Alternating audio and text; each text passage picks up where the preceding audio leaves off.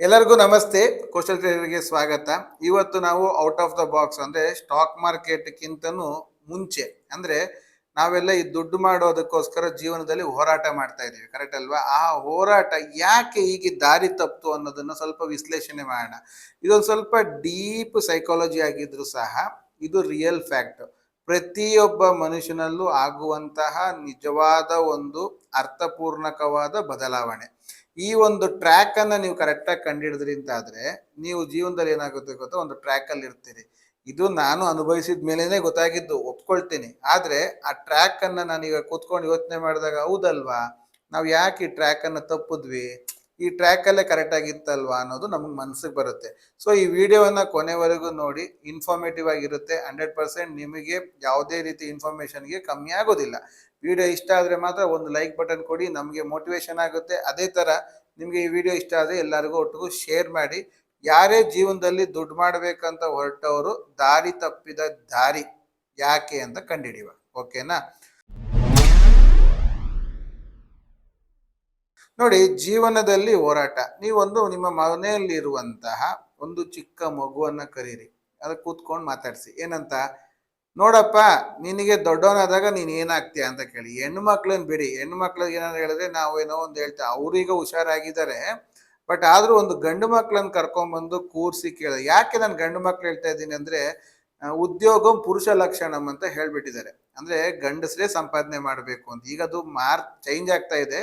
But ಒಂದು ಗಂಡು ಮಗುನ್ ಕರ್ಕೊಂಬಂದು ಕೂರಿಸ್ಬಿಟ್ಟು ನೀವು ಕೇಳಿ, ನೀನ್ ದೊಡ್ಡವನಾದ್ರೆ ಏನಾಗ್ತೀಯೋ ಅಂತ ಕೇಳಿ. ಏಕ್ದಮ್ ಮಗು ಬಾಯಲ್ಲಿ ಏನ್ ಬರುತ್ತೆ ಗೊತ್ತಾ? ಯಾವುದೇ ರೀತಿಯ ಲಿಮಿಟ್ಸ್ ಇಲ್ಲ.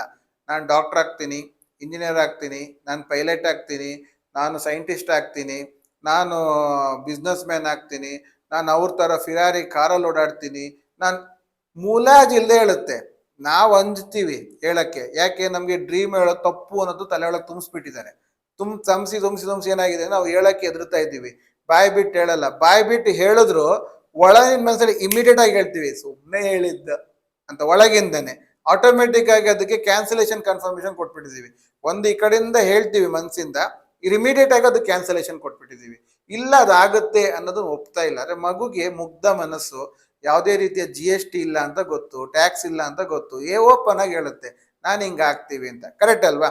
ಸರ್, ಇದುವರೆಗೆ ಈ ವಿಡಿಯೋ ನೋಡ್ತಿರುವಂತ ಪ್ರತಿಯೊಬ್ರು, ನನಗೆ ಗೊತ್ತಿದೆ, ನಮ್ಮ ಒಂದು ಅನಾಲಿಸಿಸ್ ಪ್ರಕಾರ ಎಲ್ಲರೂ ನೋಡ್ತಿರೋರು 35-40 ವರ್ಷ ಏಜ್ಗಿಂತ ಎಬೋ ಇರೋರೇ ನನ್ನ ವಿಡಿಯೋಸ್ ನೋಡೋರು. ಯಾರಾದ್ರೂ ಚಿಕ್ಕ ವಯಸ್ಸಿಂದ ಇವತ್ತುವರೆಗೆ ನಾನು ಜೀವನದಲ್ಲಿ ಹಾಳಾಗ್ಬೇಕು ಅಂತ ಯಾರಾದ್ರೂ ಬಯಸಿದ್ದೀರಾ? ಜೀವನದಲ್ಲಿ ಸಾಲ ಮಾಡ್ಕೊಂಡು ಕಷ್ಟಪಡಬೇಕು ಅಂತ ಯಾರಾದ್ರೂ ಬಯಸಿದ್ದೀರಾ? ಅಥವಾ ನಾನು ಜೀವನದಲ್ಲಿ ಹೆಕ್ಕುಟ್ಟೋಗ್ಬೇಕು ಅಂತ ಯಾರಾದ್ರೂ ಹೇಳಿದ್ದೀರಾ? ಇಲ್ಲ ಅಲ್ವಾ? ಯಾಕಂಗಾರೆ ಈ ರೀತಿ ಜೀವನ ಆಗ್ತಾ ಇದೆ? ಯಾವತ್ತಾದ್ರೂ ಆಲೋಚನೆ ಮಾಡಿದ್ದೀರಾ? ಹೇಳ್ಬೋದು, ಅವ್ನು ನನ್ಗೆ ಹಂಗ್ ಮಾಡ್ದ, ಇವ್ ನಂಗೆ ಹಂಗ್ ಮಾಡ್ದ. ಅದೆಲ್ಲ ಇಲ್ಲ. ನಮ್ಮ ಜೀವನದ ಶಿಲ್ಪಿಗಳು ನಾವು ಅಂತ ಹೇಳಿದ್ಮೇಲೆ ಈ ಜೀವನ ಹೆಚ್ಚು ಕಮ್ಮಿ ಆಗ್ತಿದೆ ಅಂದ್ರೆ ಜವಾಬ್ದಾರಿ ನಾವೇ, ಇನ್ನೊಬ್ರು ಅಲ್ಲ. ಓಕೆನಾ? ಈ ಒಂದು ನಾವು ಅದನ್ನ ಇಟ್ಕೊಂಡು ನೋಡಿದಾಗ ನಾವು ಯಾರು ಹಾಳಾಗ್ಬೇಕು ಅಂತ ಥಿಂಕ್ ಮಾಡಿ ಹೊರಟವ್ರಲ್ಲ. ಆದ್ರೆ ನಾವು ಯಾಕೆ ಈ ರೀತಿ ಬದಲಾದ್ವಿ ಅಂತ ನೋಡಿದ್ರೆ, ಇದು ಸ್ಲೋ ಮೂಮೆಂಟ್ ನಮ್ಗೆ ಇಷ್ಟ ಆಗಲ್ಲ. ನಮ್ಗೆ ಜೀವನದಲ್ಲಿ ನಡೀತಾ ಇರೋದು ಈ ಸ್ಲೋ ಮೂಮೆಂಟ್. ಏನು?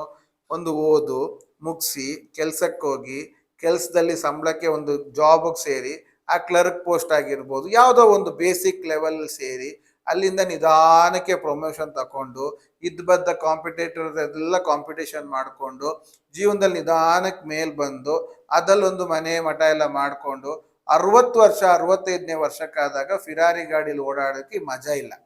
ಸೊ ನಮಗೇನಾಗ್ಬೇಕು, ಇದನ್ನ ಫಾಸ್ಟ್ ಆಗಿ ಮಾಡಬೇಕು ಅನ್ನೋ ಮೈಂಡ್ ಸೆಟ್. ಈ ಫಾಸ್ಟ್ ಆಗಿ ಮಾಡಬೇಕು ಅನ್ನೋ ಮೈಂಡ್ ಸೆಟ್ ಅಲ್ಲಿ ನಾವ್ ಏನ್ ಮಾಡ್ತಾ ಇದೀವಿ, ಶಾರ್ಟ್ ಕಟ್ ಅನ್ನ ಹುಡುಕ್ತಿವಿ. ಈ ಶಾರ್ಟ್ ಕಟ್ ಹುಡುಕಕ್ ಹೋದಾಗ್ಲೇ ಬರುವಂತದ್ದು ಬೇರೆ ಬೇರೆ ಬೇರೆ ಬೇರೆ ಬಿಸ್ನೆಸ್ ಐಡಿಯಾಸ್ಗಳು. ಅದು ಪಾರ್ಟ್ ಟೈಮ್ ಬಿಸ್ನೆಸ್ ಆಗಿರ್ಬೋದು, ಪಾರ್ಟ್ ಟೈಮ್ ಜಾಬ್ ಆಗಿರ್ಬೋದು, ಅದನ್ನ ಮಾಡಿ ಇದನ್ನ ಮಾಡಿ. 1008 ಇದೆ. ಇನ್ಶೂರೆನ್ಸ್ ಅಡ್ವೈಸರ್ ಆಗಿ, ಏಜೆಂಟ್ ಆಗಿ, ಬಿಸ್ನೆಸ್ ಮಾಡಿ, ನಾನು ಹೇಳ್ತಾ ಹೋದ್ರೆ ಅದೇ ಒಂದು ದೊಡ್ಡ ಪಟ್ಟಿ ಆಗುತ್ತೆ. ಎಲ್ಲರೂ ಪಾರ್ಟ್ ಟೈಮ್ ಜಾಬ್ ಇದೆಲ್ಲ ಹುಡುಕಕ್ ಕಾರಣ ಏನು? ಕಾರಣ ಫಾಸ್ಟೆಸ್ಟ್ ವೇನಲ್ಲಿ ಮನಿ ಮಾಡಬೇಕು, ಶಾರ್ಟ್ ಕಟ್ ಹುಡುಕಕ್ ಹೋಗೋದು. ಈ ಶಾರ್ಟ್ ಕಟ್ ಹುಡುಕಕ್ ಗೋಜಿಂದ ಏನ್ ಮಾಡ್ತೀವಿ, ಆ ಶಾರ್ಟ್ ಕಟ್ ಬರ್ತೀವಿ. ಆದ್ರೆ ಆ ಶಾರ್ಟ್ ಕಟ್ ನಮ್ಗೆ ಏನಾಗೋಗುತ್ತೆ, ಆ ಶಾರ್ಟ್ ಕಟ್ ಮೇನ್ ರೂಟ್ ಆಗಿ ದಾರಿ ತಪ್ಪಿಸಿ ನಮ್ಮನ್ನ ದಾರಿ ತಪ್ಪಿದ ಮಕ್ಕಳಾಗಿ ಮಾಡ್ಬಿಡುತ್ತೆ. ಯಾಕೆ ಇದೆಲ್ಲ ಆಗ್ತಾ ಇದೆ ಅಂತ ಹೇಳಿದ್ರೆ, ನಮಗೆ ಗೊತ್ತಿದೆ ಈ ಸ್ಲೋ ಪ್ರೋಸೆಸ್ ಅಲ್ಲಿ ಸಕ್ಸಸ್ ಆಗಲ್ಲ ಅಂತ. ಅದು ನಮ್ಮ ಒಳ ಮನಸ್ಸಿಗೆ ಗೊತ್ತಿದೆ. ಈಗ ನಮ್ಮ ಜೀವನದಲ್ಲಿ ದೇವರೇ ಹಾಸಿಗೆ ಇದ್ದಷ್ಟು ಕಾಲ್ ಚಾಚು ಅಂತ ಹೇಳ್ಕೊಟ್ಟಿದ್ದಾರೆ ದೊಡ್ಡವರು. ಹಾಸಿಗೆ ಇದ್ದಷ್ಟೇ ಕಾಲ್ ಚಾಚಬೇಕು ಅಂತ. ಸೊ ನಾವು ಏನ್ ಮಾಡಿದೀವಿ, ಹಾಸಿಗೆ ಇದ್ದಷ್ಟೇ ಕಾಲ್ ಚಾಚು ಅಂತ ಹೇಳಿ ಕಾಲನ್ನ ಮಡ್ಚಕ್ ಶುರು ಮಾಡಿದ್ದೀವಿ. ಹಾಸಿಗೆ ದೊಡ್ಡ ಮಾಡಬೇಡ ಅಂತ ಯಾರು ಹೇಳಿಲ್ಲ. ಆದ್ರೆ ನಾವು ಹಾಸಿಗೆ ಇದ್ದಷ್ಟೇ ಕಾಲ್ ಚಾಚು ಅಂತ ಹೇಳಿದ್ದಾರೆ ಅಂತ ಕಾಲನ್ನ ಮಡ್ಚಿ ಮಡ್ಚಿ ಮಡ್ಚಿ ಗಂಟು ನೋವು ಬರಕ್ ಶುರು ಆಯ್ತು ಈಗ. ಕರೆಕ್ಟ್ ಅಲ್ವಾ? ಸೊ ಇದೇ ಪ್ರೊಸೆಸ್ ಅಲ್ಲಿ ನಾವೇನ್ ಮಾಡ್ತೀವಿ, ಶಾರ್ಟ್ ಕಟ್ ಅನ್ನ, ನಮ್ಗೆ ಗೊತ್ತಿದೆ ಇದ್ರಲ್ಲಿ ಹೋಗಿ ಆದಾಗ ಲೇಟ್ ಆಗುತ್ತೆ, ಸೊ ನಾವು ಶಾರ್ಟ್ ಕಟ್ ಹುಡುಕ್ಬೇಕು ಅಂತ. ಕೆಲವರು ರಿಸ್ಕ್ ತಗೊಳ್ಳಲ್ಲ ಜೀವನದಲ್ಲಿ.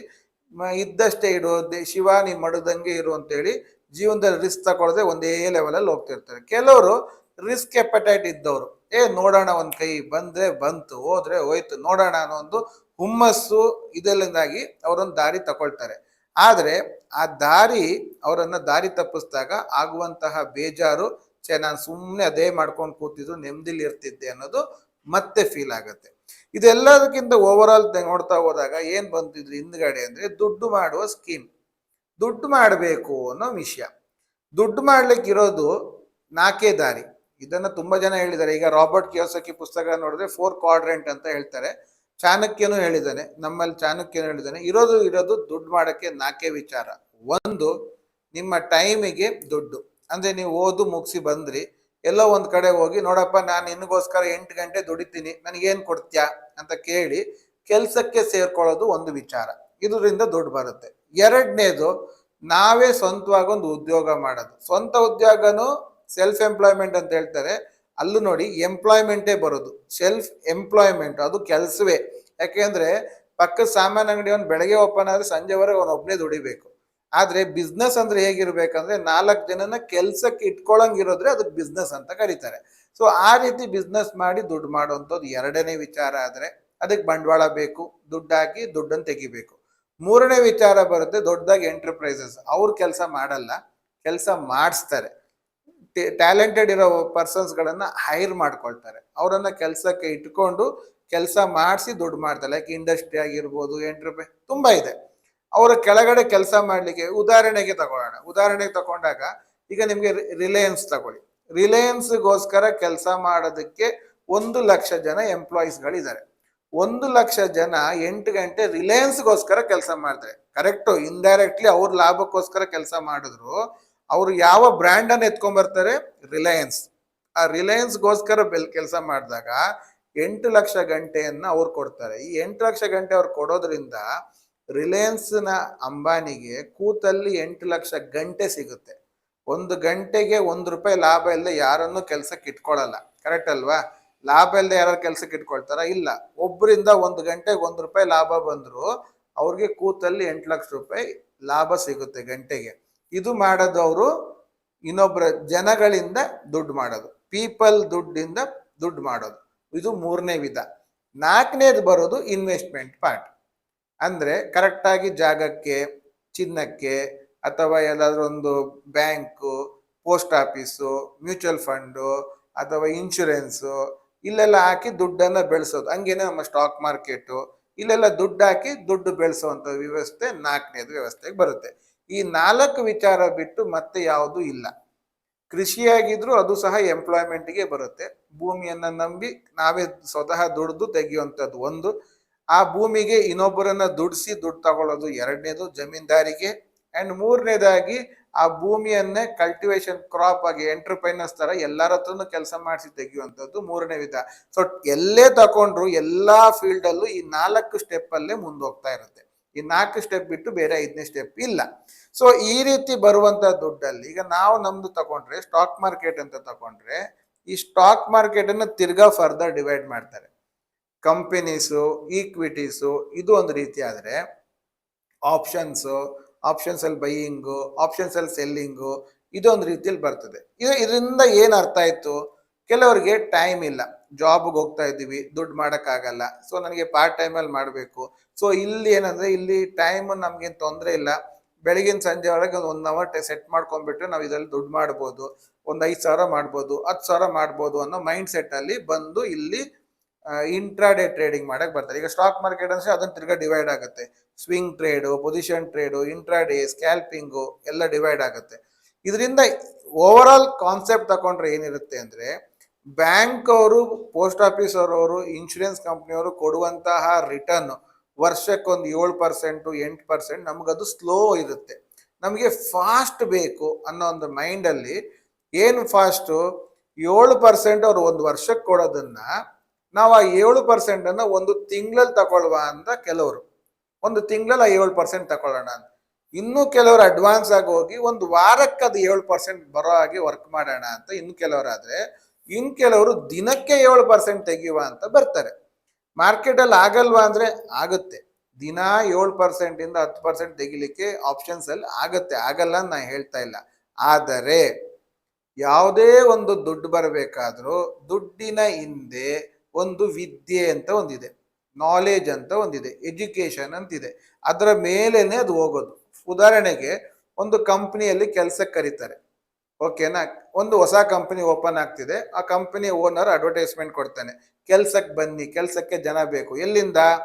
ಪ್ಯೂನಿಂದ ಸ್ಟಾರ್ಟ್ ಮಾಡ್ತಾರೆ. ಪ್ಯೂನ್ ಕೆಲಸದಿಂದ ಪ್ಯೂನು, clerk, supervisor, manager, assistant manager, ಆಮೇಲಿಂದ ಜನರಲ್ ಮ್ಯಾನೇಜರು, ಅದಾದ್ಮೇಲಿಂದ CEO, MD ಲೈನಲ್ಲಿ ಕರ್ಕೊಂಡು ಹೋಗ್ತಾರೆ. ಇಷ್ಟು ಜಾಗಕ್ಕೆ ನಮಗೆ ಕೆಲಸಕ್ಕೆ ಜನ ಬೇಕು ಅಂತ ಕೇಳ್ತಾರೆ. ಎಲ್ಲರೂ ಏನ್ ಮಾಡ್ತೀರಿ? ನಿಮ್ಮ ನಿಮ್ಮ ಕ್ವಾಲಿಫಿಕೇಶನ್ ಪ್ರಕಾರವಾಗಿ ನೀವು ಅದಕ್ಕೆ ಅಪ್ಲೈ ಮಾಡ್ತೀರಿ. ಅಂದ್ರೆ ಅದಕ್ಕೆ ಈಕ್ವಲೆಂಟ್ ಆಗಿರುವಂತಹ ಸಂಬಳ ಕೊಡ್ತಾರೆ. ಅಂದ್ರೆ ಏನು ಓದಿದೀವೋ ಅದಕ್ಕೆ ಈಕ್ವಲೆಂಟ್ ಆಗಿ ಸಂಬಳ ಬರೋದು ಅಂತ ಆದಾಗ ನಾಲೆಜ್ ಇಸ್ ಈಕ್ವಲೆಂಟ್ ಟು ಮನಿ ಅಂತ ಆಗುತ್ತೆ. ನಾಲೆಜ್ ಅನ್ನೋದು ಸ್ಕೂಲ್ ಅಥವಾ ಕಾಲೇಜಲ್ಲಿ ತಗೊಂಡಿರೋ ಸರ್ಟಿಫಿಕೇಟ್ ಮಾತ್ರ ಅಲ್ಲ, ಎಕ್ಸ್ಪೀರಿಯನ್ಸ್ ಇಂದನೂ ಆಗುತ್ತೆ. ಕೆಲವು ವಿಚಾರದಲ್ಲಿ ಎಕ್ಸ್ಪೀರಿಯನ್ಸ್ ಇದ್ರೂ ಆಗುತ್ತೆ. ಕೆಲವು ಕಡೆ ಏನಾಗುತ್ತೆ, ನಾಲೆಜು ಸರ್ಟಿಫಿಕೇಟ್ ಅಲ್ಲಿ ಇರಲ್ಲ, ಎಕ್ಸ್ಪೀರಿಯನ್ಸ್ ಎಲ್ಲ ಆಗಿರುತ್ತೆ, ಅಂಥವ್ರನ್ನು ಹೈರ್ ಮಾಡ್ಕೊಳ್ತಾರೆ. ಕರೆಕ್ಟ್ ಅಲ್ವಾ? ಎಕ್ಸ್ಪೀರಿಯನ್ಸ್ ಹ್ಯಾಡ್ ಆಗ್ತಾ ಹೋಗುವಂಥದ್ದು, ಅದರಿಂದಾಗಿ ಸಂಬಳ ಜಾಸ್ತಿ ಆಗ್ತಾ ಹೋಗುತ್ತೆ. ಅಂದ್ರೆ ನಾಲೆಜು ಮತ್ತೆ ಎಜುಕೇಶನ್ ಇಂದಾಗಿ ದುಡ್ಡನ್ನ ಡಿಸೈಡ್ ಮಾಡ್ಬೋದು. ಕರೆಕ್ಟಾ? ಸೊ ಜಾಸ್ತಿ ಸಂಬಳ ಯಾರಿಗೆ? ಮೇಲ್ಗಡೆ ಇರೋ MDಗೆ, CEO ಗೆ, ಅವ್ರಿಗೆಲ್ಲ ಜಾಸ್ತಿ ಸಂಬಳ. ಹೌದಾ? ಹೌದು. ನಾಲೆಜ್ ಇದೆ, ಅದಕ್ಕೆ ಸಂಬಳ. ಏನು ನಾಲೆಜ್ ಇದೆ ಅಂತ ಈಗ ಪ್ರಶ್ನೆ. ಸರ್ ಅವ್ರಿಗೆ ಏನು ಎಕ್ಸ್ಪೀರಿಯನ್ಸು, ಏನು ನಾಲೆಜ್ ಅಂದ್ರೆ ಅವರು ರಿಸ್ಕ್ ಅನ್ನ ಎಷ್ಟು ಮ್ಯಾನೇಜ್ ಮಾಡ್ತಾರೆ, ಪ್ರಾಬ್ಲಮ್ಗೆ ಎಷ್ಟು ಸೊಲ್ಯೂಷನ್ ಕೊಡ್ತಾರೆ ಅನ್ನೋದ್ರ ಮೇಲೆ ಅವರ ನಾಲೆಜ್ ಡಿಪೆಂಡ್ ಆಗಿರುತ್ತೆ. ಹೌದಾ ಅಲ್ವಾ? ನೀವು ಕಮೆಂಟ್ ಅಲ್ಲಿ ತಿಳಿಸಿ. ಈಗ ಒಂದು ಅದೇ IRK ತಗೊಳ್ಳೋಣ. ಈಗ ಯಾವುದೋ ಒಂದು ಸಮಸ್ಯೆ ಆಯ್ತು, ಯಾರೋ ಒಂದು ಬಂದು ಜನ ಬಂದು ಒಂದು ಕಸ್ಟಮರ್ ಬಂದು ಬೈಯಕ್ ಶುರು ಮಾಡಿದ್ದಾನೆ. ಪಿಯೂನ್ ಏನ್ ಮಾಡ್ತಾನೆ? ಏಯ್ ನನ್ ಕೇಳ್ಬೇಡ, ಒಳಗಡೆ ಕ್ಲರ್ಕ್ ಇದ್ದಾನೆ, ಅವ್ನಿಗೆ ಹೋಗಿ ಕೇಳ್ಕೊ. ಕರೆಕ್ಟಾ? ಜವಾಬ್ದಾರಿ ತಗೊಳ್ತಾನ? ಇಲ್ಲ. ಅವಾಗ ಏನಾಯ್ತು, ಅವನಿಗೆ ಅಷ್ಟೇ ಸಂಬಳ. ಕ್ಲರ್ಕ್ ಹತ್ರ ಬರುತ್ತೆ, ಅವ್ನು ಸಾಲ್ವ್ ಮಾಡಿದ್ರೆ ಓಕೆ, ಅವ್ನ ಕೈಲಿ ಸಾಲ್ವ್ ಮಾಡಕ್ ಆಗಲ್ಲ, ಏಯ್ ನಂಗೆ ಗೊತ್ತಿಲ್ಲ, ನೀ ಸೂಪರ್ವೈಸರ್ನ ಕೇಳ್ಕೊ. ಕರೆಕ್ಟಾ? ಜವಾಬ್ದಾರಿ ಕಳ್ಕೊಳ್ತಾ ಇದ್ದಾರೆ. ಆ ಪ್ರಾಬ್ಲಮ್ ಇನ್ನೂ ಸ್ವಲ್ಪ ಸೀರಿಯಸ್ ಆಯ್ತು, ಸೂಪರ್ವೈಸರ್ ಹತ್ರ ಬಂತು, ಅವ್ರು ಸಾಲ್ವ್ ಮಾಡಿದ್ರೆ ಸರಿ, ಸಾಲ್ವ್ ಮಾಡಕ್ ಅವ್ರ ಕೈಲಿ ಆಗ್ತಾ ಇಲ್ಲ, ಪ್ರಾಬ್ಲಮ್ ಸ್ವಲ್ಪ ಅವ್ರಿಗೆ ದೊಡ್ಡದಾಗಿ ಕಾಣ್ತಾ ಇದೆ, ಅವ್ರ ಲೆವೆಲ್ ಆಫ್ ಥಿಂಕಿಂಗ್ ಗಿಂತ ದೊಡ್ಡದಾಗಿ ಕಾಣ್ತಾ ಇದೆ, ಅವ್ರ ಕೈಲಿ ಅದು ಮ್ಯಾನೇಜ್ ಮಾಡಕ್ ಆಗ್ತಿಲ್ಲ, ಅದನ್ನ ತೆಗೆದು ಮ್ಯಾನೇಜರ್ ಟೇಬಲ್ಗೆ ಹಾಕ್ತಾರೆ. ಅವಾಗ ಏನಾಯ್ತು, ಅವ್ರಿಗೆ ಸಂಬಳ ಕಮ್ಮಿ. ಯಾಕೆಂದ್ರೆ ಅಂತ ಒಂದು ದೊಡ್ಡ ಪ್ರಾಬ್ಲಮ್ ಅನ್ನು ಸಾಲ್ವ್ ಮಾಡೋದು ಮ್ಯಾನೇಜರ್. ಸೊ ಮ್ಯಾನೇಜರ್ಗೆ ಹೋದಾಗ ಅವನು ಆ ಪ್ರಾಬ್ಲಮ್ ಅನ್ನು ಸಾಲ್ವ್ ಮಾಡಿದ್ರೆ ಸರಿ, ಇಲ್ಲ ಮೇಲ್ಗಡೆ ಹೋಗುತ್ತೆ. ಕರೆಕ್ಟ್ ಅಲ್ವಾ?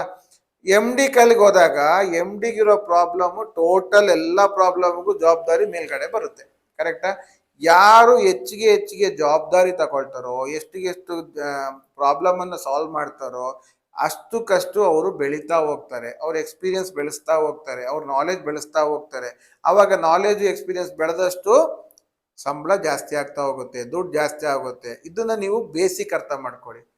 ಸೊ ನಾವು ಸ್ಟಾಕ್ ಮಾರ್ಕೆಟ್ ಅಲ್ಲಿ ಬಂದ್ರು, ಇಂಟ್ರಾಡೇ ಮಾಡಿದ್ರು, ನೀವು ಎಷ್ಟಕ್ಕೆಷ್ಟು ಜವಾಬ್ದಾರಿ ತಗೊಳ್ತಿರೋ, ಎಷ್ಟಕ್ಕೆಷ್ಟು ನೀವು ಪ್ರಾಬ್ಲಮ್ ಸೊಲ್ಯೂಷನ್ ಹುಡುಕ್ತಾ ಹೋಗ್ತಿರೋ, ನೀವು ಬೆಳೀತಾ ಹೋಗ್ತೀರಿ, ದುಡ್ಡು ಬರ್ತಾ ಹೋಗುತ್ತೆ. ನೀವು ಅಲ್ಲಿ ಪ್ರಾಬ್ಲಮ್ಗೆ ಸೊಲ್ಯೂಷನ್ ಹುಡುಕ್ಲಿಲ್ಲ ಅಂತ ಹೇಳಿದ್ರೆ ಆಟೋಮೆಟಿಕ್ ಆಗಿ ನಿಮ್ಮ ಹತ್ರ ದುಡ್ಡಿನ ಫ್ಲೋ ಬರಲ್ಲ. ಸರಸ್ವತಿ ಯಾವಾಗ್ಲೂ ಲಕ್ಷ್ಮಿ ಯಾವಾಗ್ಲೂ ಸರಸ್ವತಿ ಜೊತೆಗೆ ಬರೋದು. ಸರಸ್ವತಿ ಎಲ್ಲಿರುತ್ತೆ? ಎತ್ರ ವಿದ್ವಾನ್ ಪೂಜೆಯತೆ, ಅಲ್ಲಿ ಎಲ್ಲರೂ ಸರ್ವತ್ರ ಪೂಜೆಯತೆ. ವಿದ್ವಾನು ಸರ್ವತ್ರ ಪೂಜೆಯತೆ, ರಾಜ ಆ ಕ್ಷೇತ್ರದಲ್ಲಿ ಮಾತ್ರ ಪೂಜೆ. ಈಗ ಈಗ ಚೀಫ್ ಮಿನಿಸ್ಟರ್ ಆಫ್ ಕರ್ನಾಟಕ ಕರ್ನಾಟಕಕ್ಕೆ ಮಾತ್ರ. ಅವ್ನು ತಮಿಳ್ನಾಡಿಗೆ ಹೋದ್ರೆ ಒಂದು ಸೆಕ್ಯೂರಿಟಿ ಕೊಡ್ಬೋದು, ಆದ್ರೆ ಅಲ್ಲಿ ಜನಗಳೇನು ಮರ್ಯಾದೆ ಕೊಡ್ಬೇಕಂತೇನಿಲ್ಲ. ಕರೆಕ್ಟ್ ಅಲ್ವಾ? ಆದ್ರೆ ಒಬ್ಬ ವಿದ್ವಾನ್ ನಾಲೆಜ್ಫುಲ್ ಪರ್ಸನ್, ಈಗ ಉದಾಹರಣೆಗೆ ಅಬ್ದುಲ್ ಕಲಾಂ ಅವ್ರು ಇಟ್ಕೊಳ್ಳಿ, ಅವ್ರು ಎಲ್ಲೋದ್ರೂ ಪೂಜೆ ಆಗತ್ತೆ. ಯಾಕೆ? ಅವರ knowledge value. So knowledge is always valuable than money. ನಿಮಗೆ ದುಡ್ಡು ಬೇಕಂದ್ರೆ ನೀವು ಫಸ್ಟ್ ವಿದ್ಯಾವಂತರಾಗಬೇಕು. ವಿದ್ಯಾವಂತರ ಅಂತ ಹೇಳಿದ್ರೆ ಆ ಒಂದು ವಿದ್ಯೆ ತಗೊಳಕ್ಕೆ ಏನಿದೆಯೋ ಆ ವಿದ್ಯೆ ಮುಖಾಂತರ ನಿಮ್ಗೆ ಅಲ್ಲಿ ರಿಟರ್ನ್ ಬರುತ್ತೆ. ಅಂದ್ರೆ ಈಗ ನಿಮ್ಗೆ ಈಗ ಫೀಲ್ಡ್ ಸ್ಟಾಕ್ ಮಾರ್ಕೆಟ್ ಫೀಲ್ಡ್ ಅಂದ್ರೆ ಅದಕ್ಕೆ ಬೇಕಾಗಿರೋ ವಿದ್ಯೆ ಇದ್ರೆ ಅದಕ್ಕೆ ಬೇಕಾಗಿರೋ ರಿಟರ್ನ್ ಬರುತ್ತೆ. ನೀವು ಅದಕ್ಕೆ ಬೇಕಾಗಿರೋ ವಿದ್ಯೆ ತಗೊಳ್ಳದೆ ನನ್ನ ಡ್ರೈವಿಂಗ್ ಸ್ಕಿಲ್ ಇದೆ ಅಂತ ಕಲ್ತು ಬಂದು ನೀವು ಬೇರೆ ಒಂದು ಫೀಲ್ಡ್ಗೆ ಬಂದು ಇಳಿದ್ರೆ ಅದಕ್ಕೂ ಮ್ಯಾಚ್ ಆಗಲ್ಲ. ಕರೆಕ್ಟ್ ಅಲ್ವಾ? ಅದಕ್ಕೇನು ಜಸ್ಟಿಫಿಕೇಶನ್ ಬೇಕೋ ಅದು ಬೇಕು. ಯಾವಾಗ ಇದು ಮಾಡ್ತಾ ಹೋಗ್ತೀವೋ ನಮ್ಮ ಜೀವನದ ಹೋರಾಟ ಕಮ್ಮಿ ಆಗ್ತಾ ಹೋಗುತ್ತೆ. ನಾವು ಆ ಹೋರಾಟವನ್ನು ಗೆಲ್ಲಬೇಕಂತ ಹೇಳಿದ್ರೆ ನಾವು ಕರೆಕ್ಟಾಗಿ ಅರ್ಥ ಮಾಡ್ಕೊಬೇಕು ನಾವು ಯಾವ ಫೀಲ್ಡಿಗೆ ಫೋಕಸ್ ಕೊಡಬೇಕು ಅಂತ. ಕರೆಕ್ಟ್ ಅಲ್ವಾ? ಆ ಫೀಲ್ಡಿಗೆ ನಮ್ಗೆ ಬೇಕು ಅಂತ ಆದರೆ ಅದಕ್ಕೆ ಬೇಕಾಗುವ ಜವಾಬ್ದಾರಿಯನ್ನು ತಗೊಬೇಕು, ಅದಕ್ಕೆ ಬೇಕಾಗುವ ನಾಲೆಜನ್ನು ಇಂಪ್ರೂವ್ ಮಾಡ್ತಾ ಹೋದ್ರೆ ನಿಮ್ಮ ಜೀವನ ಸೂಪರ್ಬ್ ಆಗುತ್ತೆ ಅಂತ ಹೇಳ್ತಾ ನಾನು ಈ ವಿಡಿಯೋನ ಕಂಪ್ಲೀಟ್ ಮಾಡ್ತೀವಿ. ಒಂದು ವೇಳೆ ನಾವು ದಾರಿ ತಪ್ಪಿದ್ವಿ ಸರ್, ಆವಾಗ ಏನು ಮಾಡಬೇಕು ಅನ್ನೋದನ್ನ ನಾನು ನೆಕ್ಸ್ಟ್ ಪಾರ್ಟಲ್ಲಿ ಹೇಳ್ತೀವಿ. ನಿನಗೆ ಆಲ್ರೆಡಿ ಈಗ ದಾರಿ ತಪ್ಪಿ ಆಯಿತು, ಈಗ ತಪ್ಪಿರೋ ದಾರಿಯನ್ನು ಸರಿ ಮಾಡ್ಕೊಳ್ಳೋದು ಹೇಗೆ ಅನ್ನೋದನ್ನ ನೆಕ್ಸ್ಟ್ ವಿಡಿಯೋದಲ್ಲಿ ನಿಮ್ಗೆ ಹೇಳ್ತೀನಿ.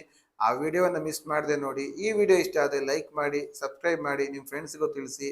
ಎಲ್ಲರಿಗೂ ಧನ್ಯವಾದಗಳು.